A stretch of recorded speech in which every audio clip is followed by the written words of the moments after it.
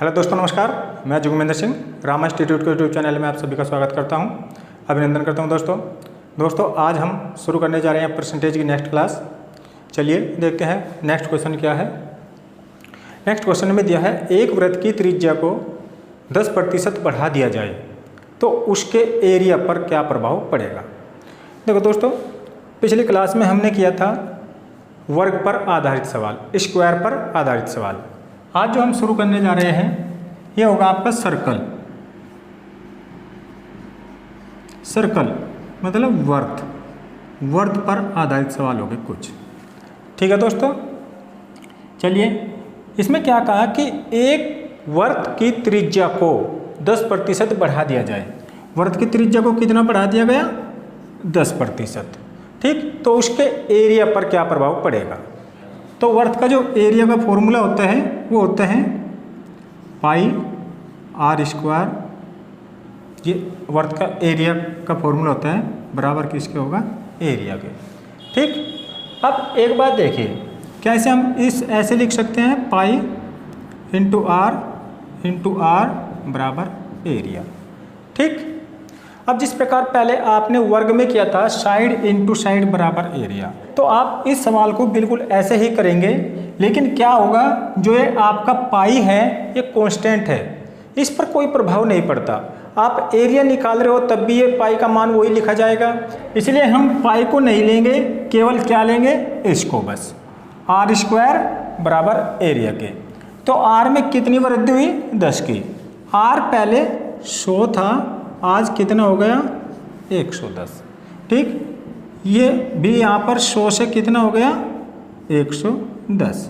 तो एरिया पर क्या प्रभाव पड़ा? एरिया पहले 100 था तो आज कितना हो गया?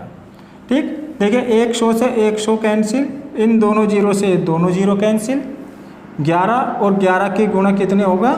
121 बराबर एरिया के। एरिया पहले कितना होता था? 100, आज कितना दिखाई दे रहा है? 121।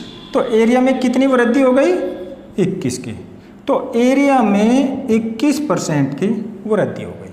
ठीक है दोस्तों, अब देखिए हमने आपको बताया था कि जब दो संख्याओं की प्रोडक्ट का जो रिजल्ट होता है, अगर हमें उसको फाइंड करना है तो आप वहाँ पर x + y + xy/100 वाला फॉर्मूला यूज कर सकते हैं, सक्सेसिव मेथड का यूज कर सकते हैं। जैसे देखिए दूसरे तरीके से देखते हैं हम, त्रिज्या में कितने की वृद्धि हुई? 10% की। तो लिख लीजिए 10, फिर 10 प्लस 10 गुणा 10 अपॉन 100% की वृद्धि। फॉर्मूला क्या था? फॉर्मूला था आपका x + y + xy अपॉन 100। यहाँ से लिख लीजिए आप अपॉन 100%। ठीक है, तो x और y दोनों सेम है, इसमें तो r है, इसलिए हम दोनों जगह क्या लेंगे? 10। ठीक है, 10 और ये भी x y 10 अपॉन 100। 2 जीरो से 2 जीरो कैंसिल। ठीक, 10 और 10 20 और 1 एकम 1 और 1 21। तो 21% की वृद्धि। हमने बताया था अगर ये मान यहाँ पर प्लस का हो तो आप में क्या समझेंगे? वृद्धि हुई है। अगर ये मान माइनस का हो तो क्या आएगा? कमी। तो यहाँ पर क्या हुआ है? 21% की वृद्धि। ठीक है दोस्तों, चलिए अगर आपके माइंड में एक डाउट हो कि ये हमने पाई का मान क्यों नहीं लिया, तो इसको भी हम डिटेल में बता सकते हैं। बताएं? चलिए हम आपको बताते हैं कि पाई का मान क्यों नहीं लिया जाता, क्योंकि आगे भी क्वेश्चन बनेंगे। ठीक है, शंकु के भी बनेंगे, उसमें भी पाई आएगा, और भी बेलन के भी बनेंगे, उसमें भी पाई आएगा। तो उस पाई को हमें नहीं लेना, हम यही क्लियर कर देते हैं। बस आपको समझना है, लेकिन उस तरीके से किसी भी सवाल को नहीं बनाना। ठीक है, चलिए हम आपको यही क्लियर कर देते हैं। ठीक है, देखो एरिया का फॉर्मूला क्या होता है? पाई आर स्क्वायर। ठीक, अब इसने कहा त्रिज्या में 10% की वृद्धि हो जाती है। कितना इंक्रीज हो गया त्रिज्या? 10%। अब तो अगर बात देखी जाए कि न्यू रेडियस क्या होगा? न्यू रेडियस क्या होगा? आर क्या होगा, पहले आर था, अब इसमें 10% की वृद्धि हो गई तो ये हो गया 110%। ठीक, मतलब 11/10 आर। ठीक है ना। तो नया एरिया क्या होगा फिर, नया एरिया क्या होगा, नया एरिया होगा आपका पाई इंटू, अब आर की जगह क्या लेंगे, आर की जगह ये लेना आपको 11/10 आर का स्क्वायर। अब न्यू रेडियस आपकी ये है तो इसकी जगह ये लेंगे। ठीक, तो देखिए पाई इंटू ये कितना बना 121/100 आर का स्क्वायर। ठीक है, पहले एरिया आपका ये था, आज एरिया ये हो गया, तो कितना चेंज हुआ एरिया में, देखिए चेंज कितना आया, चेंज इन एरिया कितना चेंज आया 121/100 आर स्क्वायर माइनस पाई कहाँ चला गया भाई, पाई आर स्क्वायर। ठीक, अब यहाँ से 100 एलसीएम लेंगे तो क्या बनेगा, हम कर लेते हैं इसको, चलिए पाई आर स्क्वायर तो कॉमन आ गया। ठीक, यहाँ बचा 121 माइनस 100 और बटे 100, ऐसा लिख लीजिए। तो पाई आर स्क्वायर इंटू ये कितना आया 21/100। ठीक है, अब देखिए एक बार एरिया में जो चेंज आया, एरिया में एरिया हो गया आपका पाई आर स्क्वायर इंटू 21/100।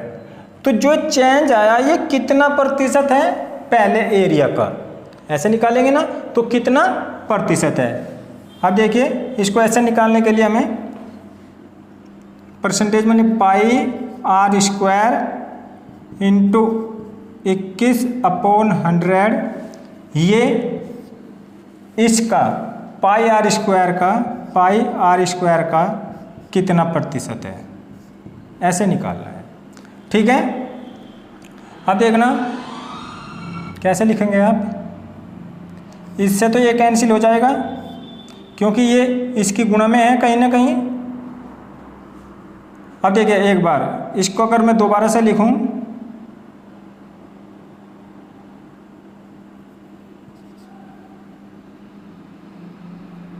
इसका क्या मतलब है, पाई आर स्क्वायर इंटू 21/100, और ये मान निकालना हमें पाई आर स्क्वायर का कितना प्रतिशत, पाई आर स्क्वायर का कितना प्रतिशत।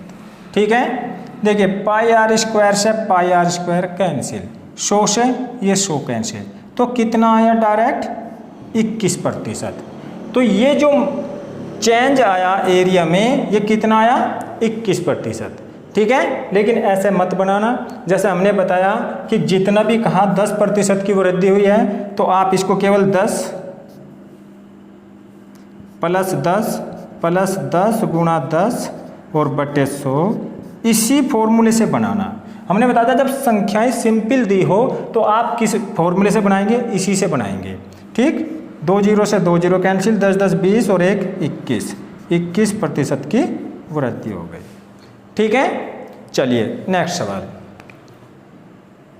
देखिए। नेक्स्ट सवाल क्या दिया है, एक वृत्त के क्षेत्रफल को, नेक्स्ट सवाल दिया है एक वृत्त के क्षेत्रफल को 69% बढ़ा दिया जाए तो इसकी त्रिज्या पर क्या प्रभाव पड़ेगा।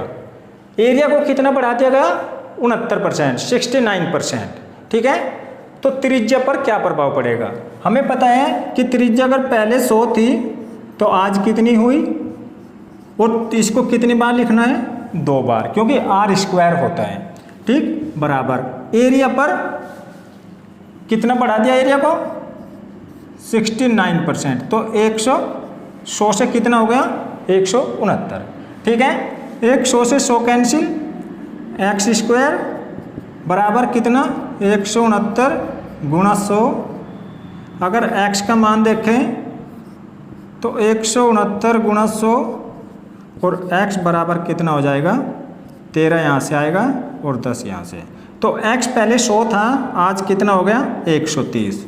तो कितनी वृद्धि हुई 30% की वृद्धि हो गई। ठीक है, चलिए नेक्स्ट सवाल आपको दिया है, एक घनाभ की लंबाई को 20% बढ़ा दिया जाए और चौड़ाई को 30% बढ़ा दिया जाए और ऊंचाई को 50% कम कर दिया जाए तो उसके आयतन पर क्या प्रभाव पड़ेगा।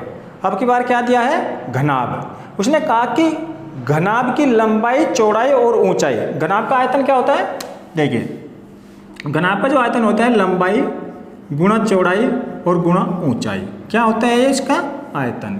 हम बात कर रहे हैं घनाभ की, क्यूबॉइड। ठीक है, घनाभ जिसमें दिया है हमें निकालना होता है आयतन।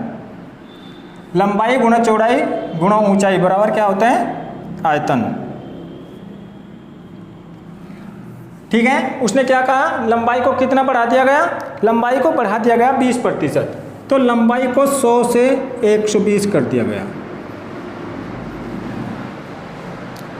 सबसे आसान तरीका है ये, आपको इसी से करना है।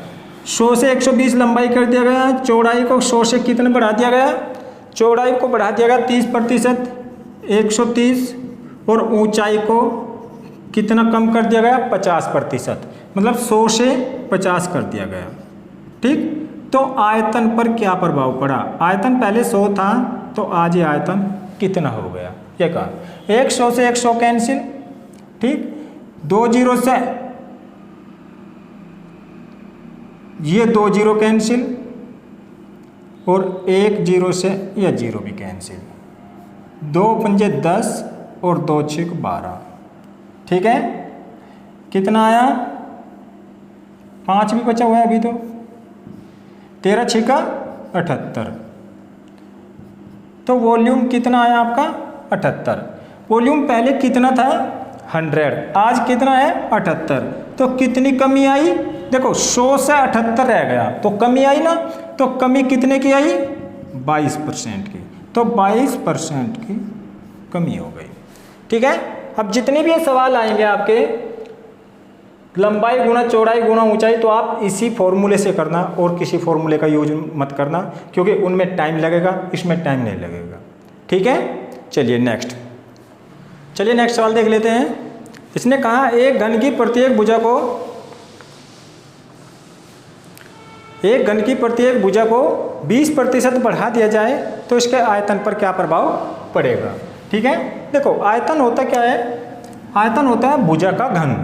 भुजा a क्यूब बराबर आप वॉल्यूम के a क्यूब बराबर वॉल्यूम, मतलब ये जो भुजा है ये कितनी जगह है 3 बार।